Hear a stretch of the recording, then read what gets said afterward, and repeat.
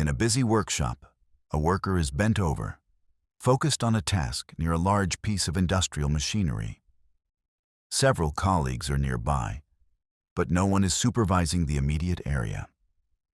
Without warning, a massive, vertically positioned component of the machine, likely a heavy press or mold, detaches from its housing.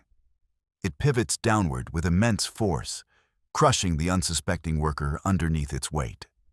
Colleagues rush over in a panic, but the damage is already done. This catastrophic failure points to a severe lack of mechanical integrity and inadequate safety checks. Regular, thorough inspections of all machine parts, especially those under load, are non-negotiable. Furthermore, implementing lockout-tagout procedures during work in close proximity to such equipment is essential to prevent unexpected activation or mechanical failure.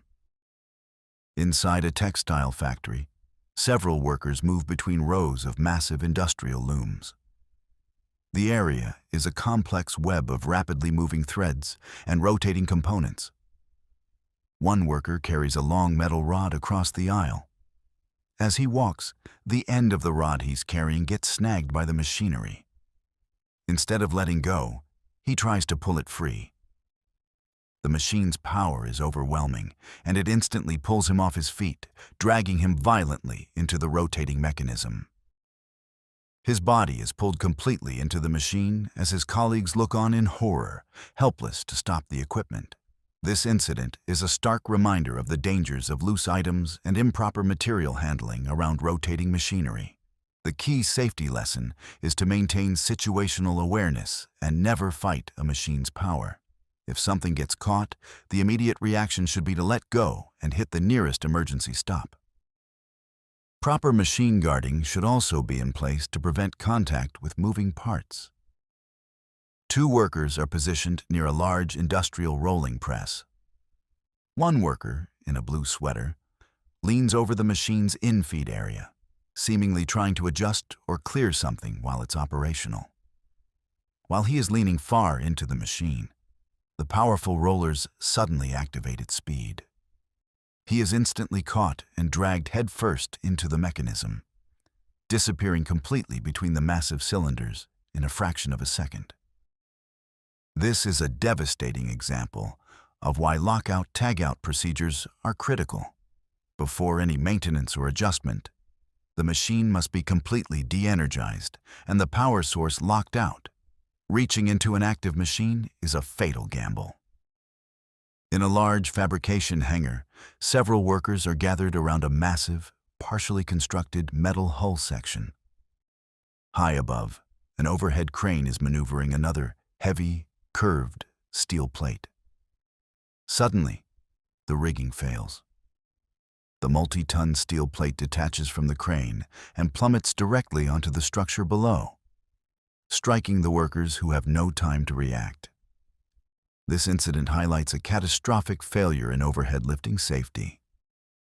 It's crucial that all rigging is properly inspected and rated for the load.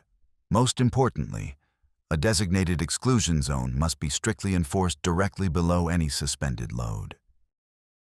At a sorting facility, a worker stands at the base of a steep conveyor belt. His clothing gets snagged by the moving belt, and he's instantly pulled off his feet and carried upwards, unable to break free. This demonstrates the risk of entanglement. Loose clothing is extremely hazardous near conveyors, which must have accessible emergency stop cords along their full length. Two men are feeding large sheets into a green industrial machine. While one worker is positioned at the entrance to adjust the material, the machine's heavy upper assembly suddenly collapses, crushing him against the lower section. This catastrophic mechanical failure highlights the need for rigorous maintenance schedules. Hydraulic systems and structural supports on heavy equipment must be inspected routinely by qualified personnel to prevent such a sudden, fatal collapse. Inside an industrial laundry plant, a worker in a blue uniform is working between two large, rotating machines. He appears to get his arm caught in one of the machines, which then violently pulls him in and spins his entire body around its axis multiple times with incredible speed. Rotating shafts and rollers are unforgiving. This incident shows a complete failure of machine guarding. All nip points and moving parts must be fully enclosed to make human contact impossible. A worker in a workshop is operating a machine that winds material onto a large, spinning roll. He stands very close to the rotating mechanism while it is in operation. His arm becomes entangled in the material being wound onto the roll. In an instant, the machine's torque pulls him in. Wrapping his entire body around the spool at high speed, he is spun around violently before the machine comes to a stop. This is a tragic illustration of the dangers of unguarded, rotating equipment. The primary safety failure is the lack of guarding to prevent access to the point of operation. Operators must never wear loose clothing and should use tools to manipulate materials, rather than hands, to prevent entanglement. In a foundry, workers are near a large, open pit filled with cooling liquid. An overhead crane with an electromagnet is moving large metal billets. As the crane moves a massive metal block over the workers, the electromagnet unexpectedly deactivates. The huge block plummets down, striking one worker and knocking him directly into the pit, where he disappears beneath the surface. This incident reveals multiple severe safety violations. First, the rule of never standing under a suspended load was broken. An exclusion zone is mandatory for all overhead lifts. Second, using an electromagnet to move material over personnel is exceptionally dangerous, as a power failure can lead to an instant release of the load. Finally, open pits must be clearly marked and guarded with railings to prevent falls. A worker in a warehouse is using a manual pallet jack to move a massive, vertically stored roll of paper. As he pulls the jack, the immense roll becomes unstable, tips over, and falls directly on top of him, completely crushing him against the floor. Storing heavy, cylindrical objects vertically without proper chocks or racking is extremely unsafe. This incident was caused by improper storage. Such items must be stored horizontally in approved racks, or, if vertical, securely braced to prevent tipping. A worker is near a conveyor when a heavy metal beam falls from above, striking him directly. This highlights the ever-present danger of falling objects. Hard hats are a last line of defense. The primary focus must be on securing all overhead materials and equipment before allowing personnel into the area. On a quiet street, a person is sweeping near the curb while another stands nearby on his phone. A black SUV begins reversing down the road towards them. The driver, clearly not looking, continues to reverse at a steady pace. The SUV strikes the sweeper, knocking them to the ground and running them over with its rear wheel before stopping. This incident is a tragic outcome of distracted driving and a lack of situational awareness. Drivers, especially when reversing, must always check their surroundings. Pedestrians, in turn, must remain vigilant, as relying on drivers to always see you is a dangerous assumption. At a construction site, an excavator operator uses the machine's bucket to lift a heavy metal ladder. A ground worker stands directly in the path of the operation, attempting to guide the load with his hands.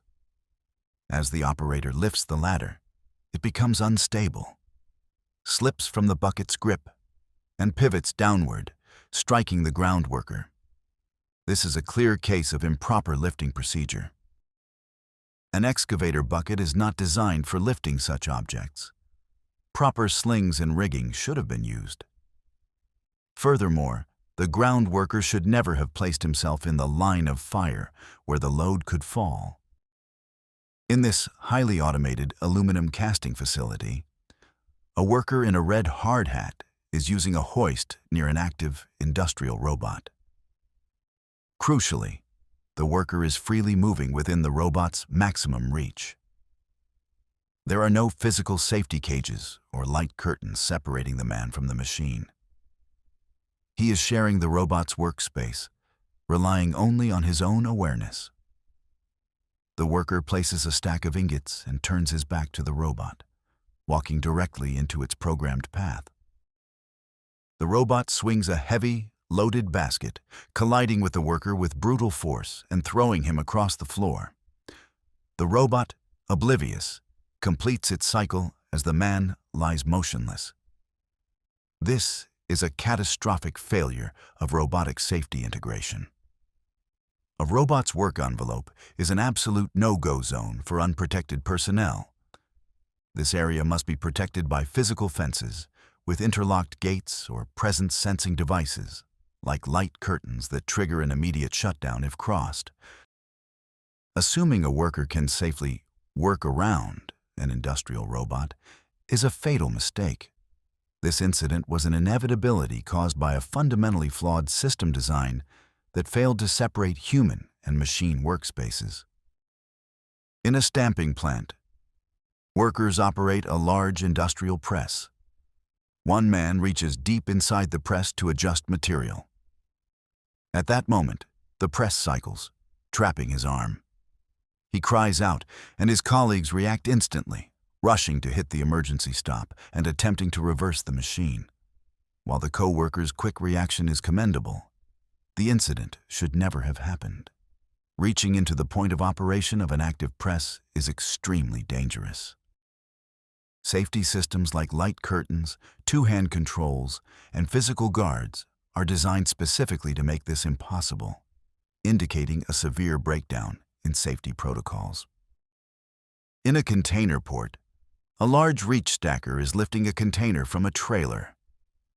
The machine becomes critically unbalanced, causing it to slowly but unstoppably tip over and crash onto its side.